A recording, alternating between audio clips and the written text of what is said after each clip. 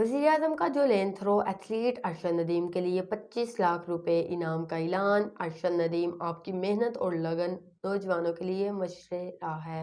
मज़ीद तफसीलात मोहम्मद आरफ की इस रिपोर्ट में। वज़ीर-ए-आज़म शहबाज शरीफ ने ओलंपियन अरशद नदीम से मुलाकात की।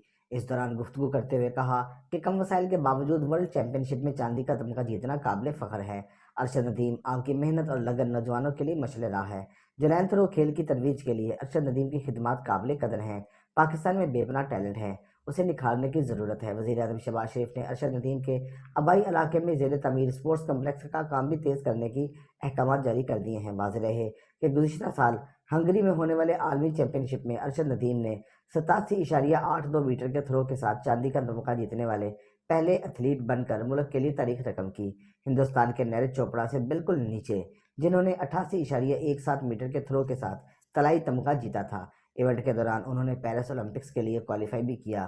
ताहम गुज़िश्ता साल वो फिटनेस मसाइल की वजह से एशियन चैंपियनशिप, एशियन गेम्स और एशियन थ्रोइंग चैंपियनशिप से बाहर हो गए थे।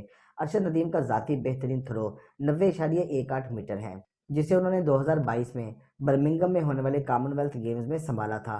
पेरिस ओलंपिक्स में जेवलिन थ्रो का इवेंट फ्रांस के सबसे बड़े मुकाम स्टेड डी फ्रांस में मुनक्कद होगा। क्वालिफाइंग राउंड 6 अगस्त को होगा, जिसका फाइनल 8 अगस्त को होगा।